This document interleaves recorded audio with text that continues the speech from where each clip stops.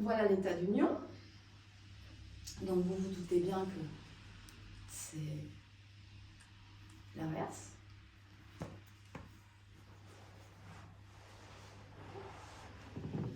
Donc en fait, qui vous êtes a plus d'importance que tout ce qu'il y a autour de vous. Donc les relations. D'accord ? Vous pourriez me dire, mais c'est vachement égoïste comme approche. Alors, deux choses. Si vous croyez que l'égoïsme, c'est se disperser, enfin ne pas être égoïste, c'est se disperser comme ça toute la journée à droite à gauche, vous vous trompez complètement. Parce qu'il y a un moment donné, vous n'allez plus rien avoir à donner, vous allez être déplumé. Il n'y aura plus de feuilles sur l'arbre. En revanche, si vous faites bien attention d'avoir des jolies feuilles, d'avoir un beau plumage, d'avoir des belles fleurs, d'avoir tout ça, vous serez toujours agréable pour la nature qui vous environne. Donc là, vous serez vraiment dans le don. C'est comme l'histoire de la carafe d'eau. Si vous videz les carafes d'eau, il y a un moment donné, il n'y a plus d'eau. Vous ne pouvez plus servir les gens. Okay ? Mais si vous faites attention à bien remplir cette carafe d'eau, à bien en prendre soin, à dire aux gens, bah, écoute là, excuse-moi, je reviens, je vous laisse 2 minutes, je vais aller remplir ma carafe. Là, vous aurez à nouveau quelque chose à donner. Okay ? Hein, donc, ce n'est pas de l'égoïsme, au contraire. C'est pour pouvoir donner, il faut se remplir. Se nourrir. Voilà. D'accord ? Donc, ça veut dire que vous devez protéger ce qui vous habite. Il y a une expression en France qui dit « il ne faut pas donner de perles au pourceau ». Je ne sais pas si vous connaissez cette expression. C'est une expression qui veut dire beaucoup de choses. C'est que, à vouloir trop donner, on donne des petites pépites à des gens qui ne sont pas capables de comprendre les pépites que vous donnez. Donc, il faut savoir faire preuve de discernement, de savoir qu'est-ce que vous donnez de vous, à qui et quand. Parce que vous avez plein de richesses à l'intérieur de vous, mais si, vous n'en êtes pas conscient, et que vous croyez que c'est les autres qui ont les richesses, ou que c'est la relation qui a les richesses, qu'est-ce qui va se passer ? On va vous piquer toutes vos richesses, et comme c'est facile à prendre,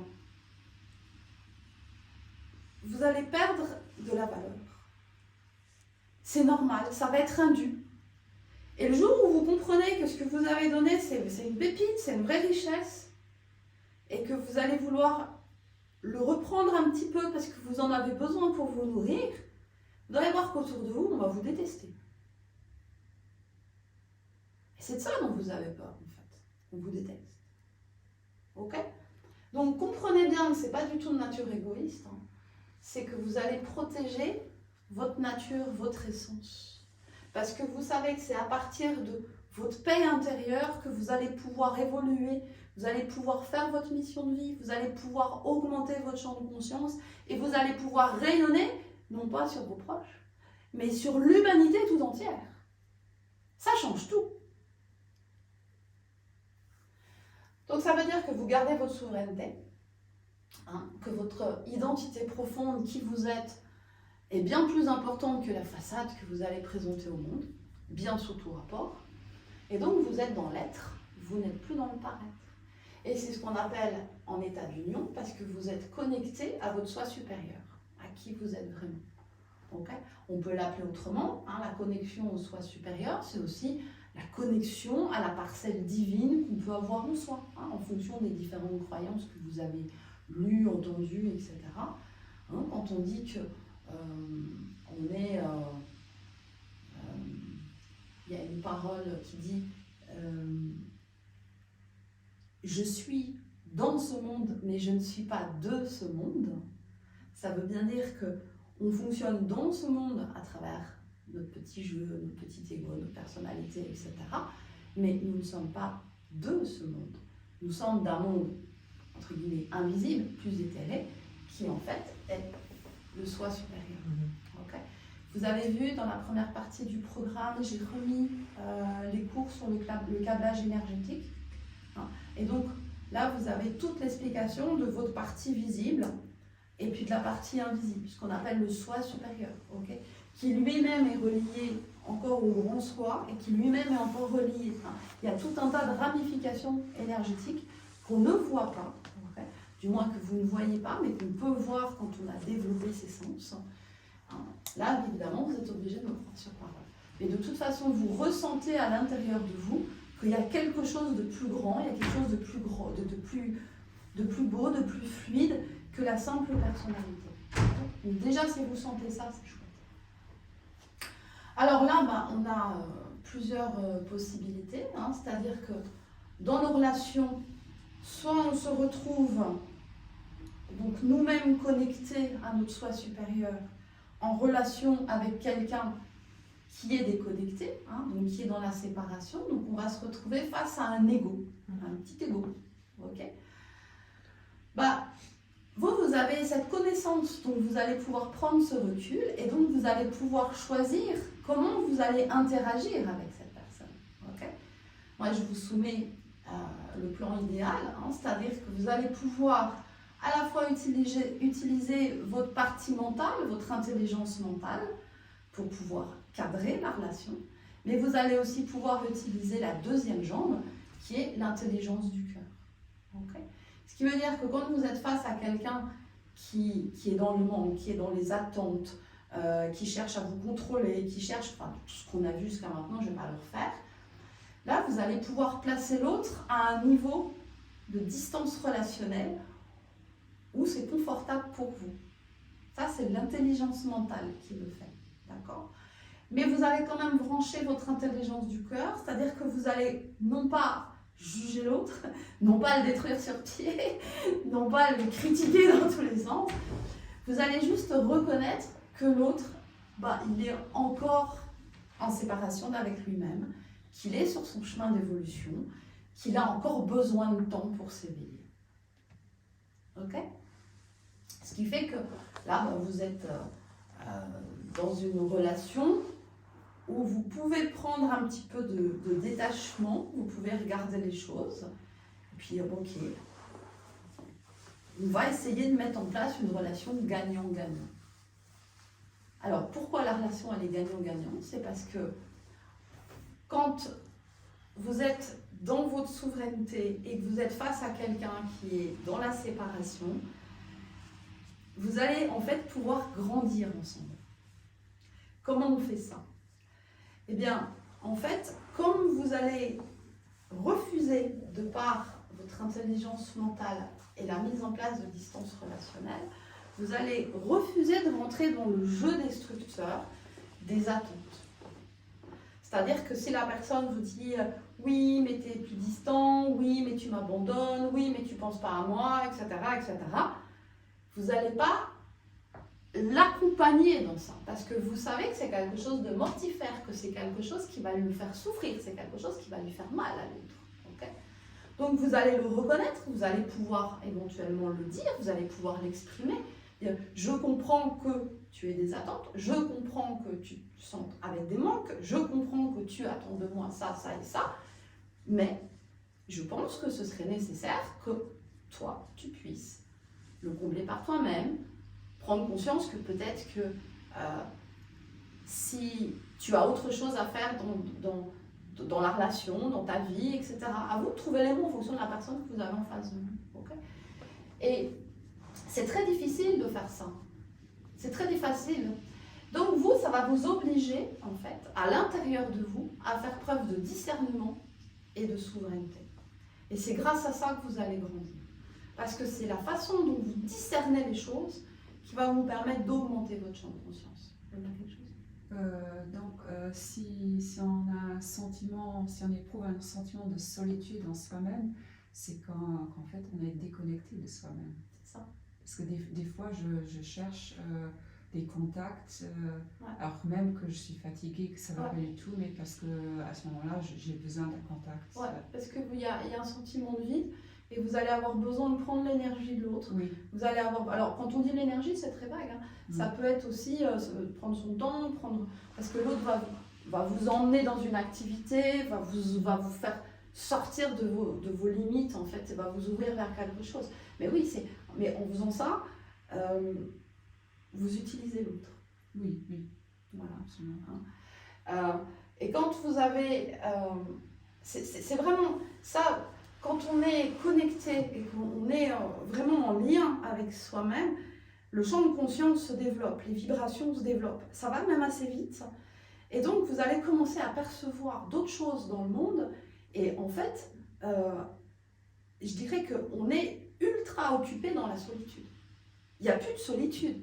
C'est comme si on était en permanence en connexion avec tellement de choses que notre vie est beaucoup plus remplie que quand on est dans l'état de séparation. J'arrive à être seule pendant des périodes assez longues. Il y a vraiment des moments où j'éprouve un certain vide. Là, c'est intéressant de voir qu'est-ce qui a fait baisser vos vibrations. Oui, ce serait intéressant, oui. Ok, mais vraiment ce qui m'importe, c'est que vous compreniez que on est tous en train d'évoluer à notre rythme. Okay, ce qui veut dire que quand vous êtes face à quelqu'un qui est dans des attentes, qui est dans du manque, qui cherche à vous contrôler, qui cherche à vous mettre de la pression, qui cherche, voilà, vous voyez qu'il est en séparation, mettez-le à distance parce que voilà, il ne faut pas non plus... mais comprenez qu'il est sur un chemin d'évolution et que plus vous allez être ferme dans vos positions, centré à l'intérieur de vous-même, conscient de vos valeurs, conscient de qui vous êtes, plus vous êtes dans cette stabilité d'être, plus vous allez faire grandir l'autre. Si vous cédez, vous l'aidez à sombrer. Vous sentez ça ? Et plus vous allez être dans cette fermeté, dans cette puissance intérieure, plus vous-même vous allez grandir parce que vous allez raffermir votre discernement. Et Dieu sait qu'on va avoir besoin d'avoir un très très bon discernement dans les moments qui vont arriver là. Parce qu'on va en voir de toutes les couleurs. Okay. C'est ce qu'on appelle dans la littérature actuelle le passage à la 4D. Quatrième dimension, c'est ça, qui est en fait une dimension intermédiaire où on commence à se connecter à qui on est, on commence à prendre possession vraiment de ce lien intérieur avec qui on est. Et donc on commence à pouvoir envisager d'avoir des relations à l'autre qui ne sont plus des relations de préemption, hein, mais on commence à pouvoir donner. Et on commence aussi à pouvoir donner à l'humanité tout entière, hein, pour arriver à cette dimension de la 5D, où en fait, et c'est là, c'est le troisième cas de figure, c'est-à-dire que quand vous êtes connecté à vous-même, vous pouvez rencontrer quelqu'un qui est lui-même connecté. Okay, et là, vous n'avez plus deux façades qui se rencontrent. Vous avez deux cœurs, deux entités puissantes à l'intérieur d'elles qui se rencontrent. Et là, on est dans un tout autre monde. Puisqu'en fait, c'est la seule intelligence du cœur. Et ça va même beaucoup plus loin. C'est que comme ce sont des gens qui ont développé leur niveau vibratoire et donc qui ont développé d'autres sens, c'est des personnes avec qui on n'a pas besoin de parler pour échanger. La transmission de pensée se fait quasiment naturellement. C'est-à-dire qu'en fait, on est avec l'autre, mais dans un partage. Mais un vrai partage, c'est-à-dire qu'il n'y a pas de jugement, il n'y a pas de critique, il n'y a pas de « ah tiens, il a fait ci », il n'y a pas de comparaison, pas du tout. L'autre a sa vérité. Moi, j'ai ma vérité. Et les deux vérités nous permettent de mieux comprendre la grande vérité du monde. Pourquoi ? Parce qu'on est chacun, en fonctionnant dans notre quotidien, dans une ligne de temps et à un endroit de l'espace qui est différent. Vous êtes assis sur cette chaise, moi je suis ici. Je n'ai pas exactement le même point de vue de la pièce que vous. Et Sandy ne va pas avoir la même vision non plus que nous et que Sabine, ni Christophe. Et donc finalement, nous tous, on pourrait avoir, de par notre regard, une définition de notre environnement beaucoup plus précise qu'à nous tout seuls. Et le partage, en fait, c'est ça. Quand on est séparés, c'est notre vérité. C'est notre regard qui compte. C'est nous qui avons raison. Quand on est là, on sait qu'on détient une toute petite surface surface de la vérité. Et c'est en accordant nos petites surfaces qu'on arrive à reconstruire la facette du monde, les facettes du monde. Et là, on est vraiment dans le partage. Et chacun garde sa liberté d'être, chacun garde sa liberté de penser. Il n'y a plus de contrôle, il n'y a plus de possession. Tu es avec moi, c'est super. Tu as besoin de partir, c'est super. Moi, je suis toujours moi, il n'y a pas de problème. On ne m'a rien pris, on ne m'a rien enlevé. Donc, il y a un respect profond du vivant. Hein. C'est-à-dire que, comme on est connecté à quelque chose, entre guillemets, hein, de divin, c'est-à-dire de plus éthéré, on est connecté à quelque chose qui fonctionne selon ce qu'on appelle les lois de l'un, les lois de l'univers. Qui sont des lois où, finalement, il n'y a pas d'agression possible. C'est des lois du cœur. Donc, à partir du moment où on est connecté là, ben, on ne fera jamais de mal à qui que ce soit. Donc, il n'y a plus besoin de loi, puisque c'est la loi du cœur de chacun qui fonctionne. Il n'y a plus besoin de contrôle, parce que vous ressentez à l'intérieur que c'est juste ou pas juste de prendre votre voiture. Vous avez besoin de personne qui va vous dire par rapport à ce tronçon de route, vous devez rouler à telle vitesse, par rapport à ce tronçon de route, vous devez rouler à telle vitesse. Pas du tout. Il n'y a plus besoin de ça, puisque vous êtes en permanence relié à quelque chose qui vous prévient de tout. Il n'y a plus besoin de mots. Donc ça veut dire que par ce respect profond du vivant, vous ne commettrez jamais de choses qui vont faire du tort à l'autre, ni qui vont faire du tort à la planète, ni qui vont faire du tort à l'humanité tout entière, ni au cosmos tout entier. Okay. Et donc, il n'y a pas de conséquences désagréables, et là, vous êtes vraiment dans l'amour inconditionnel. Et c'est ce qu'on appelle le stade de la 5e dimension. Okay. Et pour atteindre ce stade-là, eh ben, va falloir remonter le bazar, passer à l'être plutôt qu'au paraître. Et prendre conscience que nos liants inconscients de nos relations, c'est du fake, c'est du leurre, le plus total. Je vais même aller un tout petit peu plus loin par rapport à un cours que je pourrais vous faire, mais je voudrais quand même que vous compreniez ça. C'est que tout ce qui est du domaine de l'inconscient, vous croyez que c'est votre histoire, vos blessures, vos machins, vos trucs, que ça vient de vous. Mais non, c'est pire que ça. C'est exactement comme quand vous croyez que vos pensées viennent de vous. Vous jamais de la vie, ça n'existe pas. Il y a un exemple qu'on donne qui est, quand on croit ça, c'est comme si on était un poste de radio qui était en train de croire que c'est lui qui parle, que c'est lui qui fabrique les émissions, etc., etc. Pas du tout. Le poste de radio ne fait que transmettre des ondes qui deviennent audibles, parce que c'est des ondes, et puis parce que ça passe par le poste de radio, les ondes se transforment en mots, et donc on a une émission à écouter. Mais qui c'est qui fait l'émission? C'est un mec dans des studios avec un micro. C'est pas le poste de radio. Et bien votre cerveau, c'est ça. Pensée, action, cette partie-là, c'est que du décodage. Hein, c'est ce que j'écris dans un de mes articles, je ne sais plus le titre, dans le blog. Notre cerveau et notre ADN ne sont que des outils pour décoder des fréquences. Des ondes qui tapent et qui font qu'on a une pensée qui va déclencher une action. Okay. Ce qui veut dire que la part inconsciente, oui, il y a des mémoires, mais ça vient de votre deuxième chakra, ça vient de la part d'âme. En fait. Je vais oublier pour l'instant, sachez que voilà, il y a une puissance émotionnelle, effectivement, mémorielle. L'âme, c'est que de la mémoire, pas autre chose. Okay. Mais au-delà de ça, vos pensées ne sont que des ondes électromagnétiques que votre cerveau capte. C'est pour ça qu'on dit, arrêtez de croire toutes vos pensées.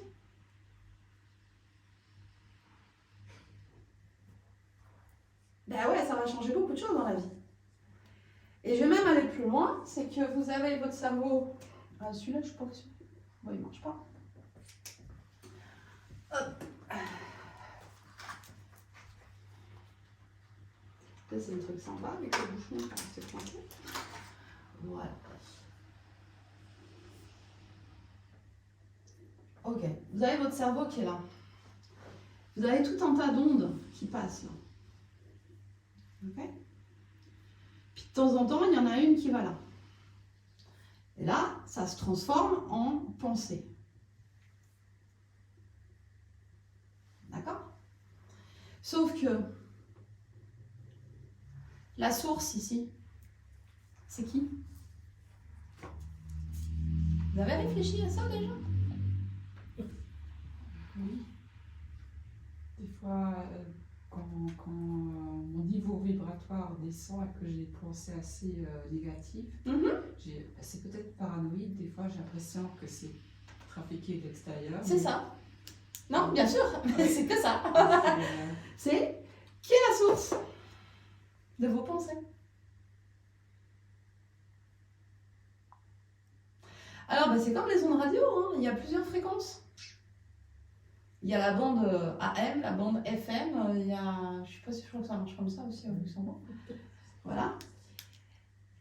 Donc, en fait, si vous reprenez les cours sur le câblage énergétique du corps humain, vous voyez qu'il y a des dimensions. 1, 2, 3, 4, 5, 6, 7, etc. Il y en a 24 comme ça. Tout ce qui va être en dessous du 4, même en dessous du 5, le 4 c'est voilà, c'est de la basse fréquence. Ce qui veut dire que si vous vous connectez en conscience sur des vibrations qui viennent du 1, c'est-à-dire du minéral, là vous pouvez effectivement en conscience aller chercher l'information qu'il va y avoir dans une pierre. Il y a de l'information, il y a de la conscience dans une pierre. On peut, c'est pour ça qu'il y a des gens qui mettent des pierres pour des bijoux, etc. Bon, et ça se fait en conscience. Pareil, au niveau de la deuxième dimension, on a une connexion avec la plante, on a une connexion avec les végétaux. Et donc, on peut effectivement être en connexion vibratoire avec ces plantes, etc. Donc, c'est pour ça qu'il y a de la phytothérapie, c'est pour ça qu'il y a, il y a des huiles essentielles, il y a la gémothérapie, hein, la thérapie des bourgeons, etc. On va chercher l'information donc dans la vibration de la plante. Pareil au niveau des animaux, avec ce que j'explique dans l'article sur les mondes invisibles. On peut aller se connecter et donc prendre l'information de l'animal, l'animal totem. Quand on va aller chercher, quand on a du mal par exemple à ressentir quelque chose à l'intérieur de soi, on peut utiliser la notion d'animal totem, c'est-à-dire la force d'un animal, c'est-à-dire en fait son mode vibratoire, pour pouvoir nous aider à donner de l'information à notre champ d'énergie que notre cerveau va décoder et ça va transformer ça en action. D'accord ? Et puis après, ça devient le bazar. Pourquoi ? Parce que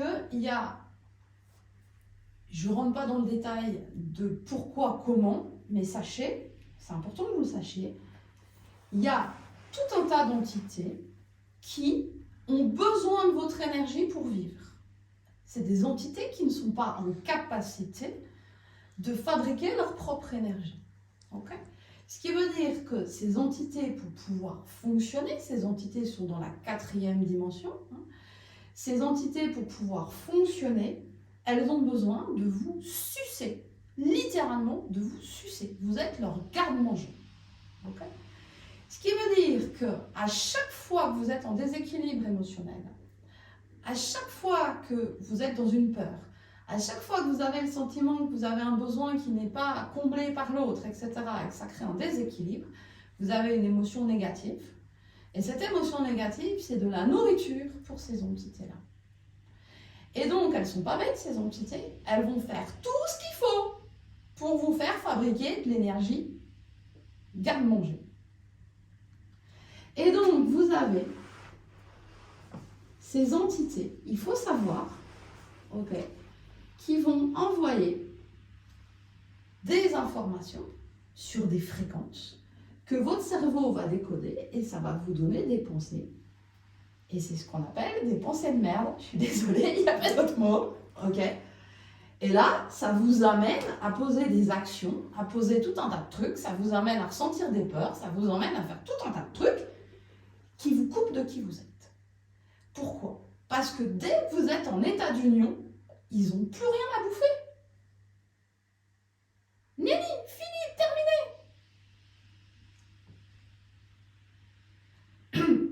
Donc si vous voulez sortir de l'angoisse, si vous voulez sortir du stress, si vous voulez sortir des relations foireuses, arrêtez de donner à manger aux entités.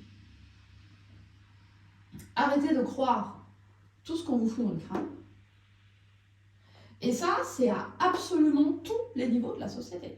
Aussi bien nos relations interpersonnelles que nos relations avec les institutions, que nos relations avec les gouvernements, que la relation entre pays, tout fonctionne pour que ces gens-là bouffent. Point. Ok? Donc, toute pensée qui vous emmène dans le noir, qui vous emmène dans le mur émotionnellement, sachez que ce ne sont pas des pensées qui viennent de vous, ce ne sont pas des pensées qui viennent de votre source, ce ne sont pas des pensées qui vous font du bien. Dégagez ça direct. Et plus vous allez faire comprendre à ces entités qui rôdent autour de vous que vous ne rentrez plus dans le jeu, plus vous allez les geler sur place. Il n'y a pas besoin de faire des rituels avec 50 bougies, je ne sais trop quoi, comme fumée de sauge ou je ne sais quoi, pour nettoyer une pièce. Arrêtez de penser. Arrêtez de croire à vos pensées. Vous allez voir, ça va s'éclairer tout seul autour de vous. Il y a par moments, c'est difficile. Quand j'ai des pensées négatives, j'essaie directement de freiner et de commencer à me forcer à penser positivement, à lancer à chaque fois des pensées positives. Mais c'est par moments épuisant. Bah oui, parce qu'en fait, vous êtes en boucle ici de rétroaction. Vous vous concentrez sur la pensée qui arrive dans votre cerveau. Le cerveau, il est pour rien. C'est contre la source. C'est la source que vous devez désinguer. C'est pas la pensée. Donc si vous identifiez que vous êtes la proie d'ondes radio qui vous emmènent vers des pensées pourries, allez chercher l'émetteur. Et dites à l'émetteur, bon, c'est bon, t'arrêtes ton jeu, j'ai compris, tu cherches à manger, va bouffer ailleurs. J'ai ce problème surtout tôt le matin quand je me réveille. J'ai un peu prêté attention le matin quand je suis réveillée pour un peu voir ce que je pense. Et j'étais assez effrayée. Et ces derniers jours, j'ai essayé de voir si je pouvais changer. Il n'y a rien à changer dans votre tête. C'est... Rien. Oubliez, il n'y a rien à changer dans votre tête. Il y a juste la source d'information qu'il faut dégager. Ça s'appelle une attaque d'entité, point barre.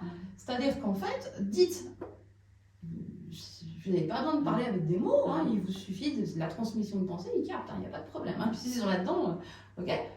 Et soyez ferme. C'est ce que vous allez faire là avec des entités, c'est ce que vous allez faire aussi avec des vrais gens en chair et en os autour de vous. C'est la même chose. C'est être ferme, être souverain. Ouais, t'es bien gentil, c'est mon cerveau, c'est ma tête, tes pensées. Je suis pas ton garde-manger, tu dégages. Point. Suivons. Ouais, c'est surtout le matin, je pense que pendant la nuit, peut-être. C'est possible, mais ça après, vous. Faut. Voilà, mettez pas des pensées là-dedans. Okay. Mais ce qui compte, c'est pas de virer la pensée. C'est souvent ce qu'on vous dit en méditation. On vous dit, ouais, mais il faut faire le vide, il faut plus qu'il y ait de pensée, machin, etc. Ouais, macache, il y a toujours des pensées qui viennent. Ok. Donc c'est pas ça qu'il faut aller dézinguer. Ce qu'il faut dézinguer, c'est la source. Avec un poste de radio, on fait off. Ce qui veut dire que la fréquence, elle est dans l'air. Mais votre poste de radio, il a des codes plus. D'accord ? C'est ce qu'on vous demande de faire avec la méditation. Il faut être balèze. D'accord ? Maintenant, le plus simple, c'est de prendre conscience qu'il y a des entités dont on sert de garde-manger. C'est comme ça. Voilà, c'est décrit dans la cosmogonie. Renseignez-vous, ça existe. Depuis la création du monde.